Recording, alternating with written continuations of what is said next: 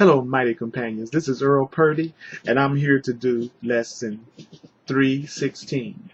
Lesson 316. It goes something like this. All gifts I give my brothers are my own.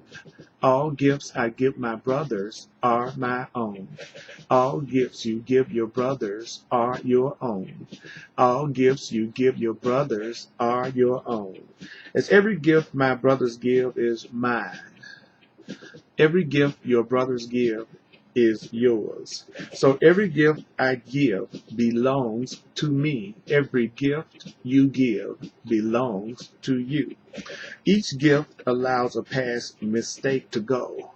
Each gift allows a past mistake to go. And each gift leaves no shadow. Each real gift leaves no shadow on the innocent mind that your Creator loves, and no gift leaves any guilt in your mind. God's grace is given me in every gift a brother has received throughout time. God's grace is given you in every gift a brother has received throughout all time and past all time as well. My treasure house is full, your treasure house is full, and angels watch its open doors, that not one gift is lost, and only more gifts are added. Only more gifts are added. Only more gifts are added. So let me come to where my treasures are. Let you come to where your treasures are. Let you come to where your treasures are, and enter where you are truly welcome and at home. I enter where I am truly welcome and at home. Among the gifts that God has given me, I am among the gifts that God has given me. You are among the gifts that God has given you. Father, I would accept your gifts today. Father, I would accept your gifts today. I do not recognize your gifts. You do not recognize your gifts. Yet, I trust that you, God, who gave the gifts, will provide the means by which I can behold the gifts and see their worth and cherish only the gifts of God as what I want. I trust. You trust. You trust that God who gave you the gifts will provide the means by which you can see the gifts and see their worth and cherish only the gifts of God as what you want. Our gifts I give my brothers are my own. Our gifts I give my brothers are my own. Our gifts you give your brothers are your own gifts. Our gifts you give your brothers are your own gifts. Our gifts you give another are your own gifts. Our gifts you give another are your own gifts. Our gifts you give another are your own gifts. Our gifts you give another are your own gifts. Our gifts you give another are your own gifts. Our gifts you give another are your own gifts. Our gifts you give another are your own gifts. Our gifts you give your brothers. Our gifts I give my brothers are my own. Our gifts I give my brothers are my own. Our gifts I give my brothers are my own. Our gifts I give my brothers are my own. Our gifts you give your brothers are your own. Our gifts you give your brothers are your own. Our gifts you give your brothers are your own. Our gifts you give your brothers are your own. This is Earl Purdy. Check me out at www.earlpurdy.com and check out my classes on audio and video. And remember, all gifts you give your brothers, those gifts are yours. Yeah. Hello, this is Earl Purdy, and I'm here to do What is the Last Judgment? What is the Last Judgment? What is the Last Judgment? What is the Last Judgment? Christ's second coming gives you this gift.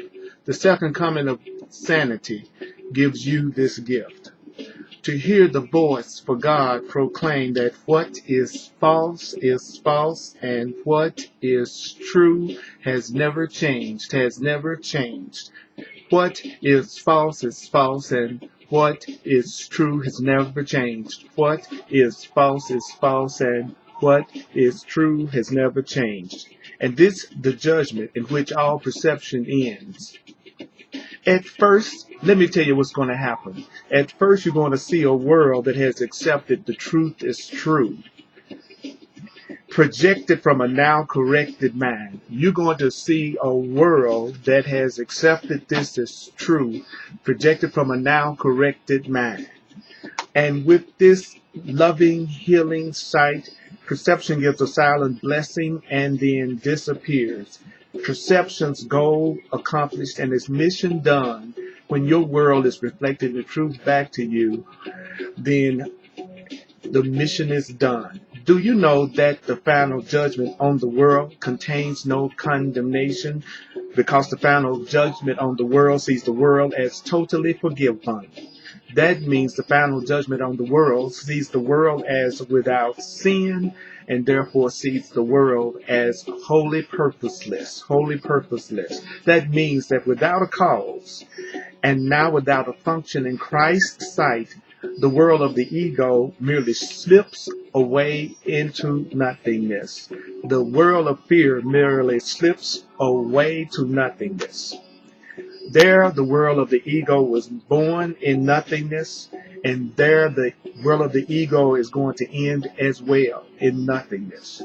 Do you know that all the figures in the dream, all the bodies in the dream in which the world began go with it? Bodies now are useless now that you have remembered your infinite nature. Bodies now are useless, and bodies will therefore fade away, because you, the Son of God, is limitless. You, the child of God, is limitless. Do you know that you who believe that God's last judgment would condemn the world to hell along with you, accept this holy truth? God's judgment is really the gift of the correction that God bestows on all your mistakes. God's last judgment is just the correction of all your mistakes, freeing you from your errors and all effects your errors ever seem to have. God's correction is going to free you from all the errors that you have ever made. To fear God's saving grace is but to fear complete release from suffering. If you are afraid of God's saving grace, you are afraid to be released from any form of suffering. You are afraid of the return to peace, security, and happiness in union with your own identity. If you are afraid of God's creation and God's correction, then it just means you are afraid of peace, security, happiness, and union with your own identity.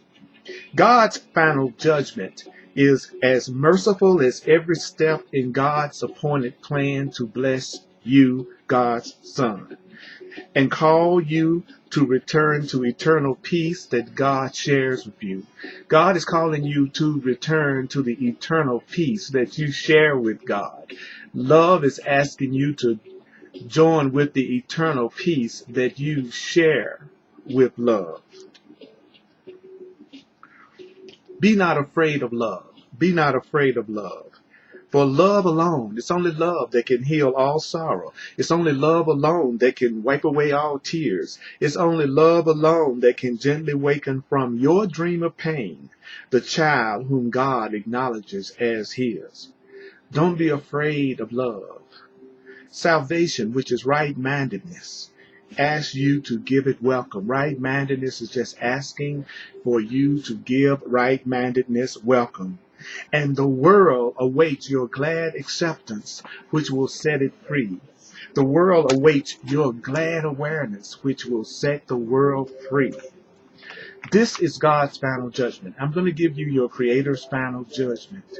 Your Creator's final judgment. You are still my holy son. That's the same as saying, you are still my innocent child. You are still my innocent creation.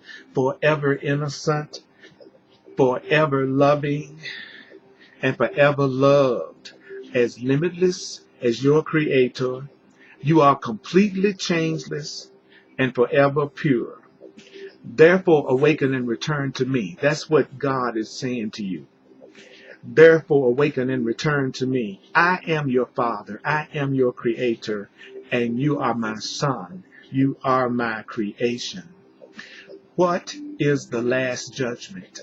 What is the last judgment? What is the last judgment? I'll tell you one more time. You are still my innocent child. You are forever innocent. You are forever loving and forever loved. You are as limitless as your Creator. You are completely changeless and forever pure. Therefore, awaken and return to me, God. Awaken and return to me. I am your Father and you are my Son. I am your Creator and you are my creation. Yeah.